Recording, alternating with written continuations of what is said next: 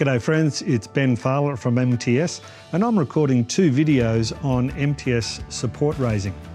This first video is titled How to Raise $5,000 in 3 weeks. Now, the reason I've put this video together is that sometimes we're waiting for that amazing piece of motivation or inspiration that'll cause us to take action.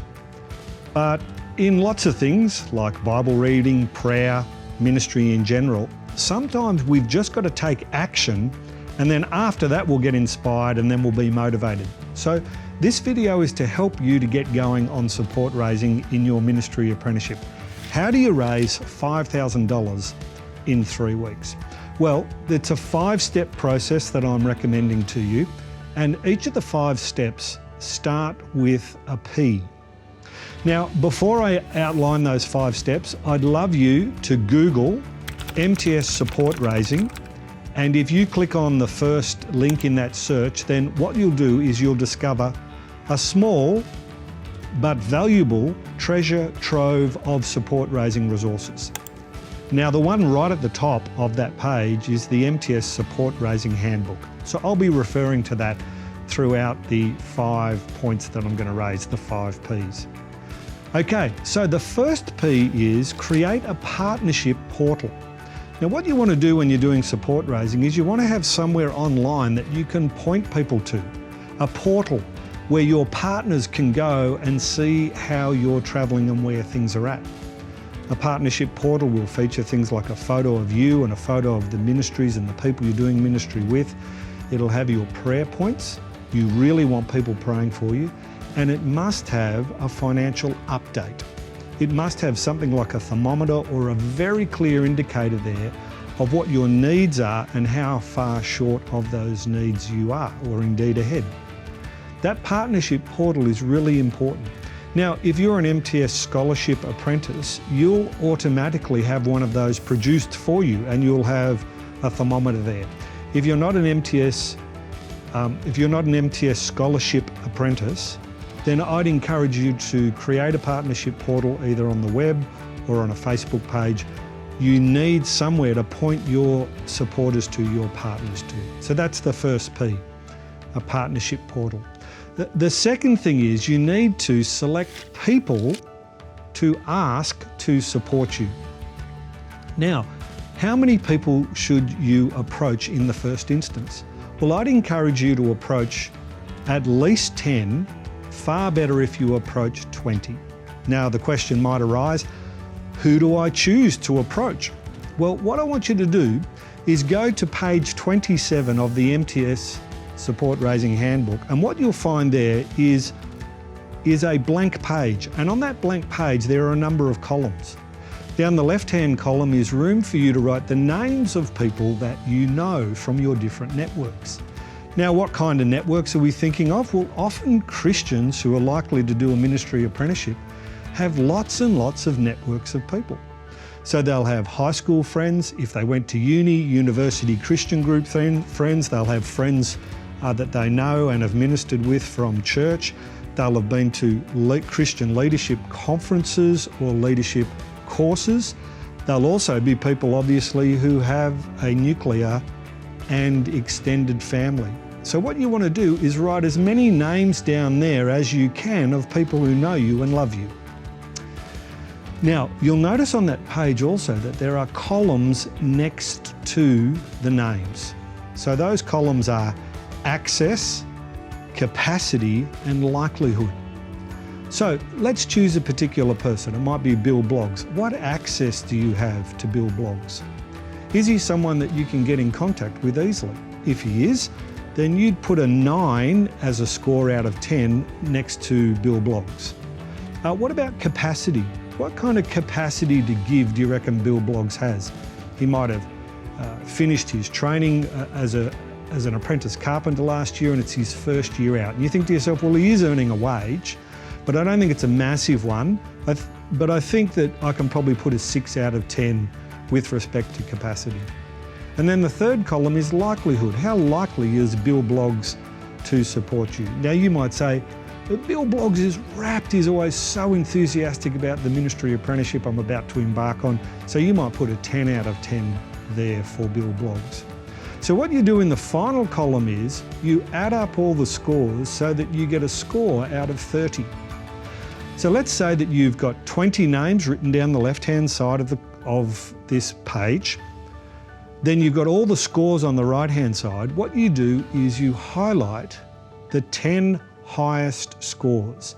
And they are the first 10 people you write to, or you might write to the first 20 people. And that's how you select them. Now we do this kind of selection process in our head automatically. That page 27 of the MTS Support Raising Handbook just helps us to systematise it. So, of the 5 Ps, first of all, you need a partnership portal. Second of all, you need people. And then third is a personally penned letter. Now, again, in that treasure trove of resources, there is a Word document that you can download there, which is a draft letter, a real letter that was used by real people, Chiara Mears and John DeLizio. Download that and then amend it for you.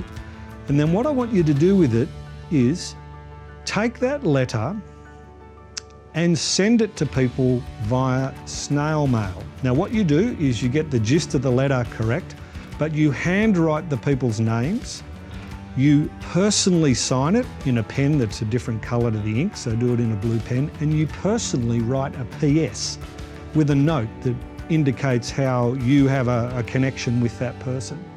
And then what you do is you put it into an envelope with a real stamp and you handwrite the person's name and address. Now you might be sitting here listening to this video and thinking to yourself, snail mail? Who does that these days?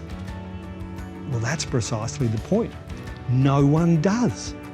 So the fact that you've done it, you've taken the time, you've personally penned it yourself, indicates to the recipient that this really matters. And one little tip that I always recommend to people is if you're doing a personally penned letter to this person, what I do is scan it or take a photo of it and I email it as well. And I say to the person, hey, this letter's coming to you in the mail, but I thought it might be easier for you to process through email to administer quickly. So the first one, you need a partnership portal. Secondly, you need people to send to approach, to partner with you. Thirdly, there's a personally penned letter. And then fourthly is petition, or ask the people. Now the letter has an ask in it, but what you want to say in the letter at step 3 is you want to say to people, I'm going to contact you 7 days after you receive the letter to see how you're placed with respect to supporting me. So that phone call in 7 days after they receive it, that is the petition, that is the ask. Now don't be surprised if you call people and say, hey, I was wondering if you'd be able to financially support me, and they say to you, oh yeah, I got your letter, I got all the details, I've already started supporting you. They're really encouraging conversations. But you need to ask people. Now depends what you feel comfortable with. Sometimes people prefer to SMS or email or contact through Facebook Messenger. But you need to follow up the letter. You need to do the actual ask. And I find that if I don't get a response through those different electronic methods, then I just jump on the blower, and that I need to close the loop on all those asks.